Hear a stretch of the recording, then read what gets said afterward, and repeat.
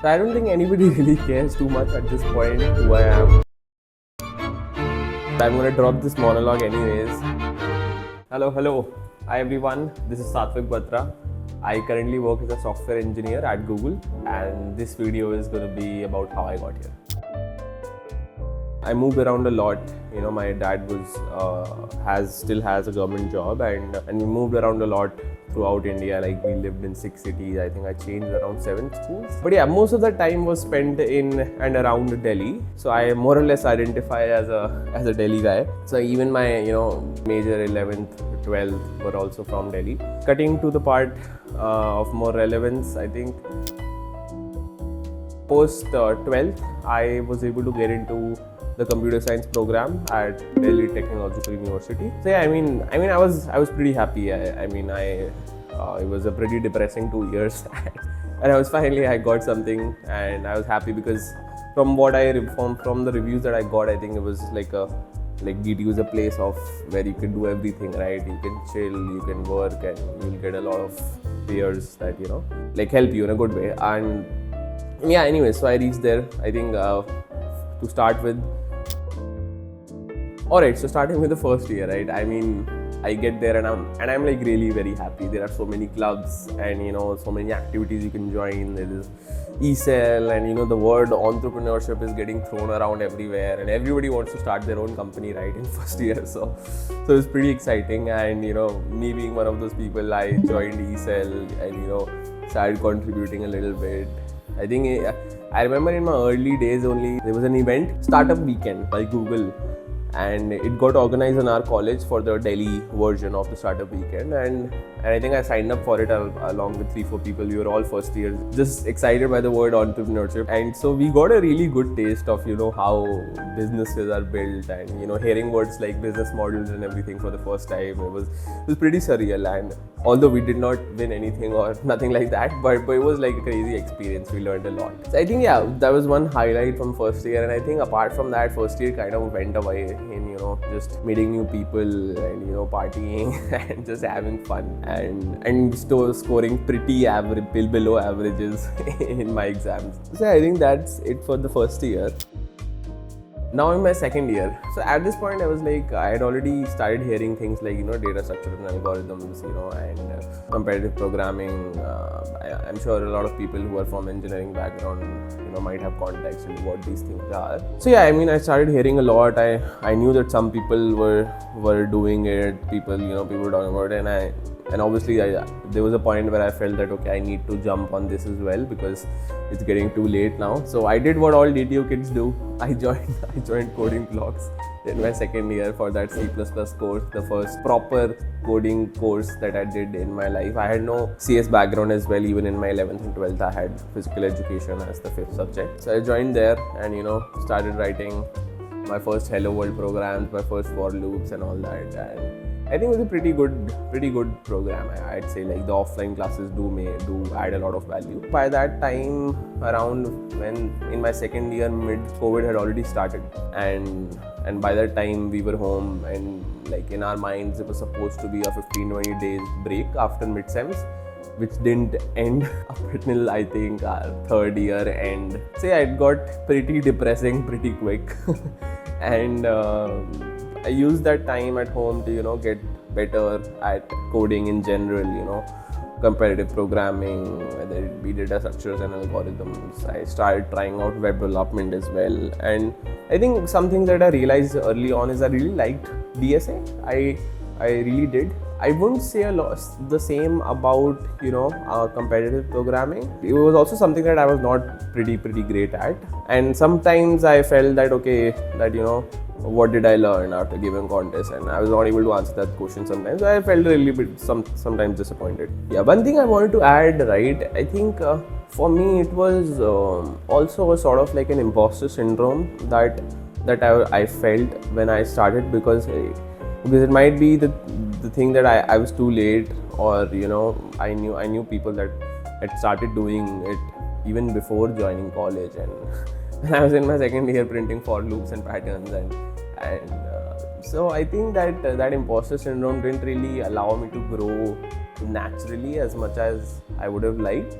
But okay, I got fairly decent at it. So I was like, okay, fine. This I am done with this. Like, I'll keep practicing, obviously, but okay, I want to try something else. I got pretty decent at them, but what really excited me post that was when I got into web development. And even in my second year, I did a lot of internships in web development. I think I did two to three internships, which were pretty good. I mean, the pay was very bad, but I mean, I learned a lot, and that's what matters, right? It's the second year, it doesn't really matter a lot. The money doesn't matter. So comes the internship season, right? In the second half of the second year PAE, so companies will come to hire you as an intern for the summer of the third year. So COVID is on, right? And everybody is pretty depressed as is, and the intern season starts, and due to a mixture of low CGPAs, diversity hiring, and all that, I mean, people are getting rejected left and right. Me being one of them, and anyway, those were pretty depressing 2-3 months. I think it took around 2-3 months. By the end of the third month was when I got my internship offer. So I was just relieved, man. Honestly, I was just like, thank God I'm done with this, and yeah, I was just happy. Okay, so cut to my third year. I had randomly applied for this code to give hackathon, right, by Morgan Stanley. This is something that they invited our college for, like for applications. And this is something that I had applied, and by that time I had already done some personal projects, personal hackathons, and did a couple of web development internships. So I had a ground knowledge on development in general, web, and I got to know that my resume has been shortlisted, and it was like a 15-day virtual hackathon that they were planning. And they were going to distribute us in teams and all that. So comes the hackathon. I think this is around June, July of my third year. So it's like a 6-people team in which 3 are second years and 3 are third years.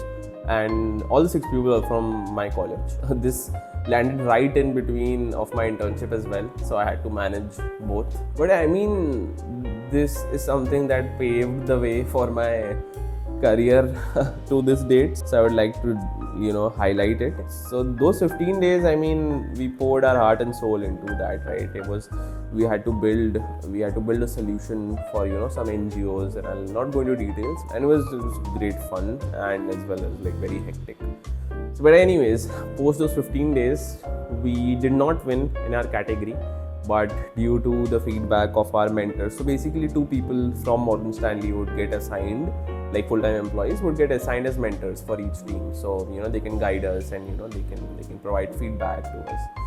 So due to their feedback, to the organizing committee or whatever, I got an opportunity to interview with them for a full-time role. So it was a PPI opportunity, pre-placement interview opportunity, which was like great news for me. And so actually, I'll just straight up cut to my third year summer, right? Post the internship ends, and you come back to college, and then you have your placement season just coming up. So by that time, I think I had gone through 4 to 5 interviews from Morgan Stanley for the full-time role, and it was like a long process. Like they took a lot of time, and finally before, I think right 3-4 days after my placement season started, and I had even gotten my PPO, pre-placement offer, from the place I had interned in, Ion Trading, which I had declined. Because I was confident that I'll get through with this, because my HR round was also done by that time. So that was a risk that I took, which paid off, thankfully. And yeah, so I mean, even 3-4 days into the placement season, I think max to max a week, I got a call from the Morgan HR, and they told me that okay, they're going to offer me, and I was over the moon. I mean it was that point, right, in your college where I think you got everything that you came to college for, I think, more or less, and from a professional point of view, and I was very happy. And post placement season, I think not a lot of things to talk about in my final year. It is a time in my life which is very close to my heart for a lot of reasons. It was just a lot of fun. Obviously everybody was placed, everybody was happy, and we just needed an excuse to party anytime. So yeah, that was it, and yeah, college was over. Alright, the next chapter. So I moved to Mumbai for my first job, right, which is also where my parents were coincidentally at that time, because my dad had gotten transferred to Mumbai when I had gotten into college and he was there. So now they were also there and my office was also there. So I started going to work and I really liked it. So I joined the wealth management division in Morgan Stanley, and my role was more or less like a full stack developer. I was doing, like, I would say a 60-65 UI work and rest the backend work, which I really liked because I was getting to develop end-to-end functionalities, and I think in any company you join, right, I think first couple of months goes into you figuring out the kind of tools that they use rather than conventional development knowledge.